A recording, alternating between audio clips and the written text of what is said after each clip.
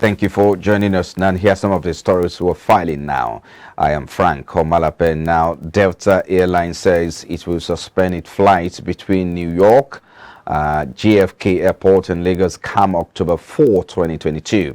The airline disclosed this via a statement stating that the route suspension was to fit into the current demand environment.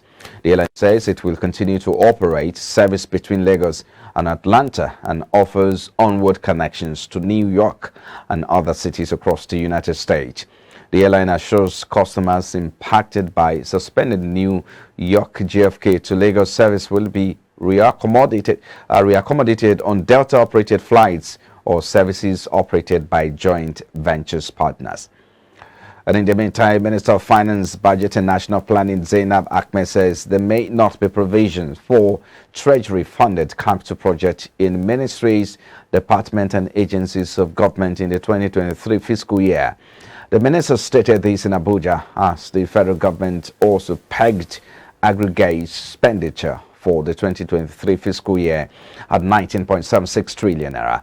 Ahmed, who spoke while presenting the medium-term expenditure framework and fiscal strategy paper to the House of Representatives Committee on Finance, pegged the budget deficit for the 2023 fiscal year at between 11.3 trillion naira to 12.4 trillion naira. She said this will, however, be dependent on whatever decision the government makes on the payment of subsidy on petrol, premium motor spirit, otherwise called petrol. Speaking on key assumptions for the 2023 appropriation will be based on the minister put the oil benchmark at $70 per barrel. She added that the oil production benchmark is 1.69 million barrels per day with an exchange rate of 435 naira to kobo to the US dollar. According to her, inflation is expected to be at 17.16%, while the gross domestic product is expected to grow at 3.75%. The budget deficit is projected to be about 11.3 trillion naira, up from 7.35 trillion naira in 2022.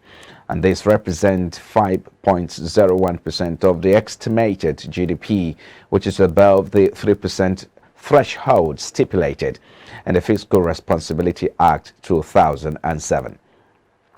And away from there now, the Petroleum Industry Act cannot be fully implemented until Nigeria's refineries are fully functional. This was the stance of public affairs analyst Mbo Badejoko in reaction to the continuous drop in Nigeria's production capacity and lack of full execution of PIA. Badejoko, who spoke earlier in the day on iBrandTV's Business Breakfast show, noted that the full implementation of the PIA will help facilitate Nigeria's economic development. Despite the fact that we are oil-producing nation, you said it in your intro, we do not have any functional refinery. That's long before that the NNPC currently have, and that is rather unfortunate.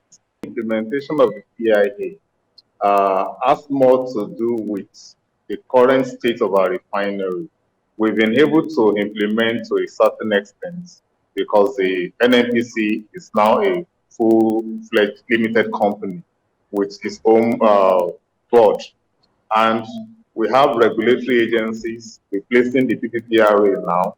And of course, the regulatory power has been removed from the NNPC and given to those agencies. So that has given, that is a part of the implementation. But in terms of seeing real results of the implementation, I was saying that until we have functional refineries, which would ensure that whatsoever the NNPC is going to be selling locally has more of local inclusion, as well as other byproducts within the value chain are locally processed. As we speak now, we are importing every byproduct of the crude oil. We sell one product, which is the crude oil, out there, and we import about 10 other products independently. This is not good enough for our balance of trade, and it's affecting the forex value, and it's also not improving the economy.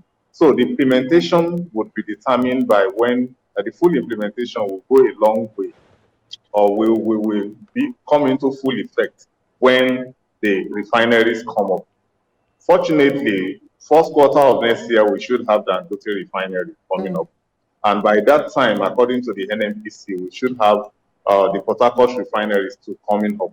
So by the time we have those two fully functional, and we allow the modulars to also operate, then the full implementation of the PIA can now be talked about. But for now, we are still a bit distant from the full implementation. Away from there now, 28 sectors of the economy declined in the second quarter of 2022 as real gross domestic product shrunk by 63.49 billion naira quarter on quarter, while real GDP grew by 3.54% year on year in second quarter 2022, and it declined by 0.37% from the 17.35 trillion naira that was recorded in the first quarter of 2021 to 17.29 trillion naira in second quarter of 2022, according to the data from the National Bureau of Statistics. The NBS blamed this decline on lower economic activity that was witnessed in the first quarter of last year. The analysis of the real GDP data revealed that only 18 of the 46 NBS captured economic activity sectors experienced growth in the quarter under review.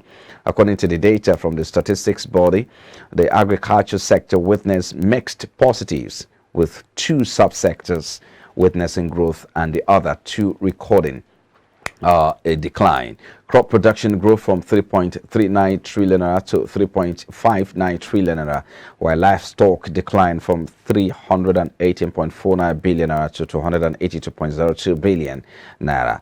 Forestry grew from 44.14 billion naira to 51.28 billion naira, while fishing declined from 125.46 billion naira to 88.35 billion naira in that order. And in the meantime, Social Economic Rights and Accountability Project SERAP is of the stand that the $23 million Abacha loot is vulnerable to corruption and mismanagement. The American government had last week signed an agreement with the federal government to repatriate the sum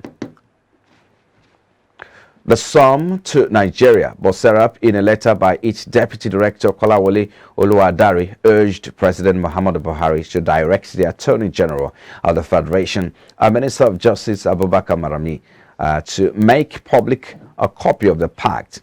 He said by the combined reading of the 1999 Constitution as amended, the Freedom of Information Act, and the country's international obligations, there are transparency obligations imposed on government to widely publish the agreement on the $23 million Abacha loot. And the correspondence copy to Malami, the group observed, quote, providing us with a copy of the agreement with the US and publishing the agreement will allow Nigerians to scrutinize it and monitor the spending of the repatriated $23 million Abacha loot to ensure that the money is not mismanaged, diverted or stolen, end of quote. It claimed that a substantial part of the estimated $5 billion returned Abacha loot since 1999 may have been diverted or stolen or mismanaged, as it had reportedly done so.